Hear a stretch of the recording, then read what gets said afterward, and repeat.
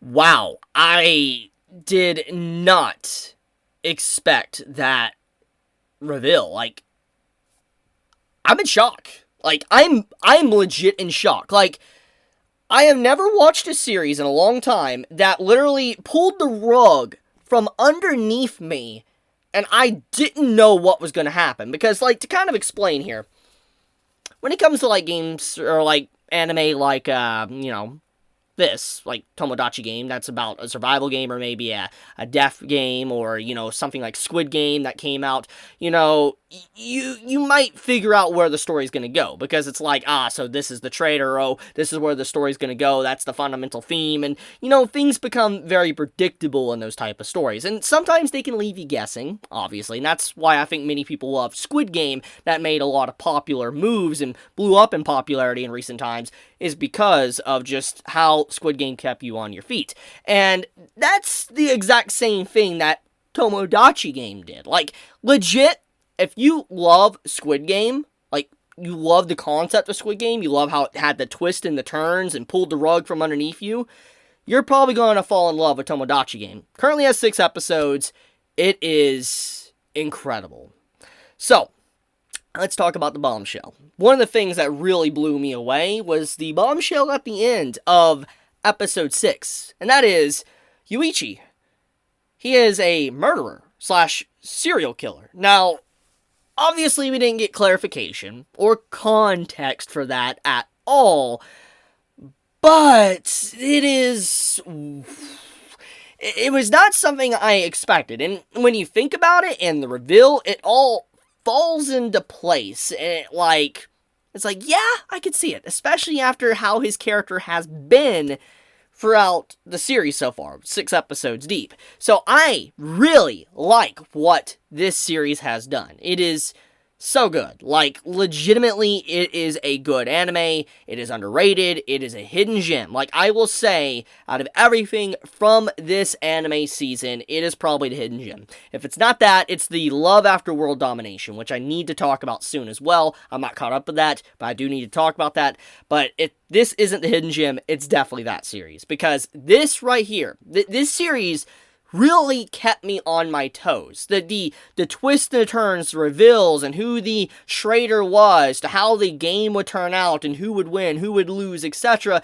Everything was kept fundamentally grounded, realistic, and I didn't know where it was going to go. And on top of that, when it comes to, like, series like Tomodachi Game, like, let's say a death game, or a survival game, or something like Squid Game, usually one of the things that keep people involved is the gore, or the violence within it. For instance, like, I think everybody that fell in love with Squid Game, like, when they watched that series that came out recently, the reason why they fell in love with it was probably the whole, go, you run when it goes green or whatever, and, you saw people just dying left and right. It was, like, a huge shock. Nobody, like, expected that to happen at first, and it was just like, oh my goodness, and, that's what really drove people to continue watching Squid Game, I think. That was a big iconic moment. But the thing is that Tomodachi Game doesn't follow that formula. It doesn't follow that a typical, like, formula of just being overly violent or gory.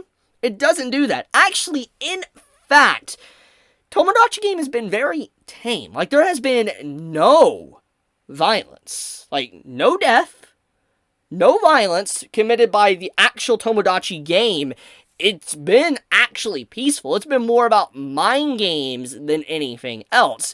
And it's fascinating. It's a very different take on, let's say, the survival game or death game type stuff we get nowadays for anime, manga, and light novels. And I really welcome it. I really welcome the different distinction, because it doesn't need to be like, violent, bloody, etc. to be a good watch. It just needs to have a good story, a good cast of characters, and really mess with your mind. And, like, that's what I love about these type of stories. It's like, it's not the overly bloody scenes, it's the characters trying to understand another person, get in their mind, and figure out if they're a traitor or not. And, like I said, that's what Tomodachi Game does. It is a very, very good watch, and I respect the content for that, because it knows what it is, and it's trying to do it in a mature way. And typically these series don't try to act mature. They try to be edgy, very, very edgy, but that's not what this is. Now, obviously, that can change. Like, we gotta look at episode 6, okay? For one, we haven't really seen the penalty of what happens when you get a full-on penalty in this series, or if you full straight-out lose. Like, we haven't really seen that yet. And so, for all is said and done, what I just talked about, it could turn out very bloody and etc. in the future. And I'm willing to bet you it's probably eventually going to happen. But it does not change the fact, though, that at the very least, the series has tried to present itself in a very different way and gain attention without being overly edgy. Which, once again, I greatly appreciate. Because you don't need to have that element to make an engaging story with like a survival game or death game, whatever. You don't need that. So, I appreciate the maturity and the level of writing that Tomodachi Game has done from episode 1 to episode 6. Now, in terms of the content that has happened so far, the overall reveal of Tinji being the traitor is absolutely brilliant. Like, it just ever since, like, you found out he was the traitor with episode 3 to him being exposed in episode 6, there is so much greatness about it. Because when he first got revealed that he was a traitor, obviously, it changed the very dynamic of the episodes differently. You're like, okay, so this is the traitor, and, you know, now you're getting to see the lies cracker, how he tries to get himself out of situations to where he might get exposed. And it's like, how is he going to do this one? And you're constantly wondering that. And it shifts the perspective from, like, who is the traitor from the first 2 episodes. And so when you get to episode 6, when Yuji, you know, or Yuichi, I don't know why I call him Yuji, when Yuichi figures everything out, you know, he exposes Tinji. And it kind of is a nice mix-up, because it didn't overstay its welcome. Like, Tinji being the traitor did not overstay its welcome whatsoever, because typically, once again, when it comes to these type of stories with survival games, death games, whatever, you have the traitor, it's stretched out far too long. Like, it's... I'm trying to figure. A good way to compare this is to a romance series, actually. So, you know, if you've ever read or watched a romance series, how there is the main character, you know which female character he's going to get with, okay? But then you have this random female character introduced into the story, and she's just there to stretch the series out. That's the whole point of the character. It's just to stretch what could be settled in a chapter or an episode to maybe 20 to 30 episodes to 200 plus chapters. That's typically what romance anime does, or romance manga.